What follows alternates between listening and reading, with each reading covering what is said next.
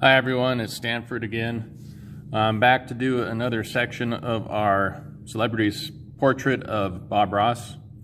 I'm going to do this section here, and I'll draw this section, and then what I'll do is I will probably fast forward to maybe the end of it so you can see how I'm going to finish it off. Alright, so I'm going to do the teeth portion with a little bit of the lip there. So again, I've got everything covered up that I don't want to worry about right now. I'm just going to focus on this square. You can see that I've already drawn in the square above it, so I want to try to just line up those teeth to where I've drawn the teeth from above.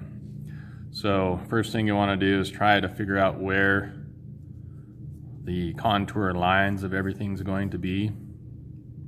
So something like this is where that bottom lip is, top of it, and then down here it comes in. Might be a little higher than what I just put in there, but I can adjust it later on as well. So that is about probably a little wider there. Those are really the only contour lines that are on here. The rest is just shading of hair, basically. And so when I do that, I'll just make a lot of strokes to resemble the hair there. I want to just make sure I got these teeth in here. So this is that main line here coming down, and then you can see that they're kind of rounded off on the bottom. A little bit of spacing in between there. So again, just try to get all your contours in, and then you'll basically just match the shading. And so I believe it's something like that, and if it doesn't match up totally to my other section, I'll go back and adjust and fix everything. This one has a bit of a curve on it going up that way, and then this one, so I think this probably is a little closer.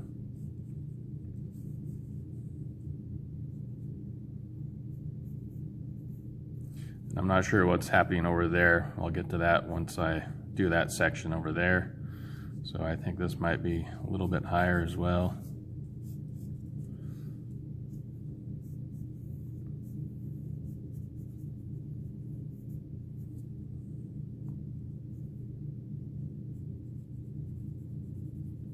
Okay, that's what I have for the contour lines in that area. Now I'm just going to start shading. So I probably won't be talking very much through this. I just want to kind of concentrate on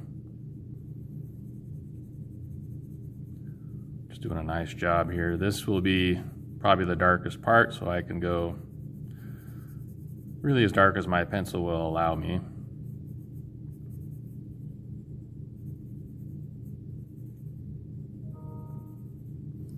And basically the rest of it is at least direct light. There's a little bit of a reflection here, and then some spots on the teeth that are reflecting a bit. So what I can do is just do these lines in a little bit better.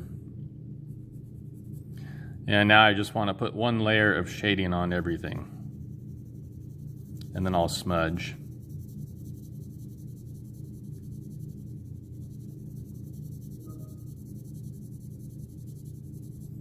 Even if something is white on your paper, it doesn't mean that it's going to be white in your drawing.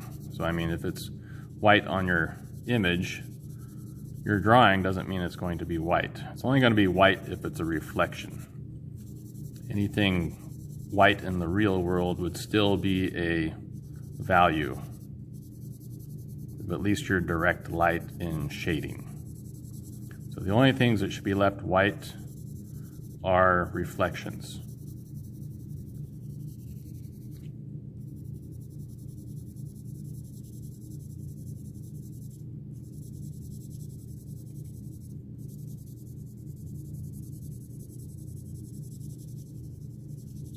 Not too worried about getting all this even down in here because it's going to be covered with another value of the lines that represent the beard. But again, try to make your shading as smooth as possible. Okay, there's one layer. I'm going to smudge to help with that smoothness.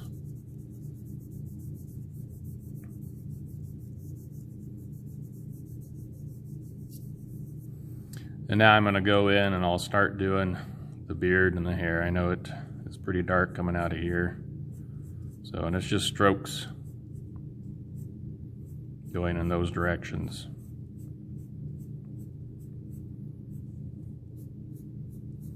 More strokes where it's darker, less where it's lighter. So there's a light spot here.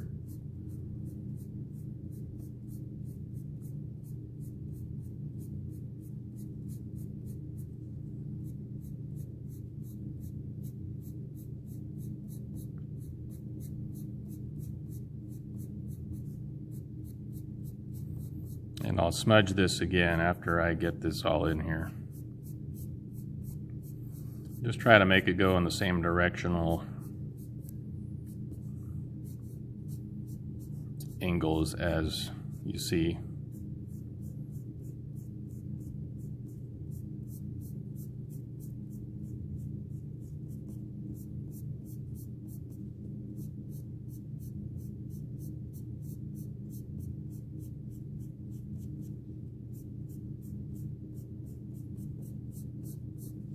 So I'll smudge that, try to blend it a little bit, and then I'll go in with some even darker areas where it's really dark, where I think there should be more contrast.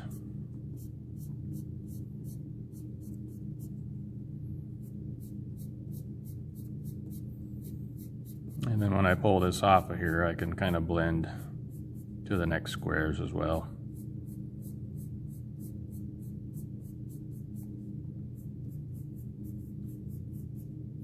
And technically there's not a line here, it's just the difference between where the beard starts and where the lip starts. So I'm going to get rid of that line, blend it back in.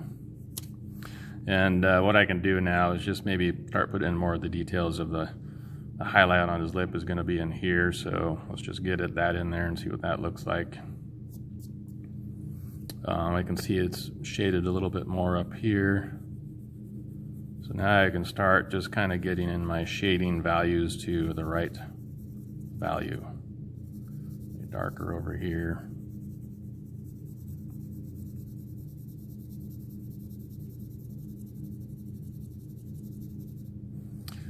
I do want a bit of a reflection on here, and I probably made the teeth a little too dark in some spots, so I can lighten those up.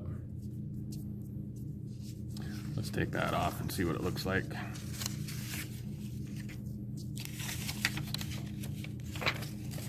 All right, so we're getting there. His teeth are a little big, so I'm going to kind of go in and kind of just shade them a little smaller in and around.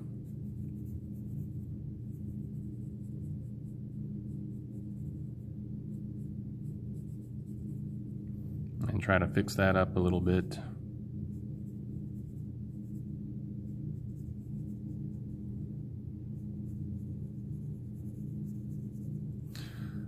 This is probably a little too high, so I'm going to lower that. Or raise this, one of the two.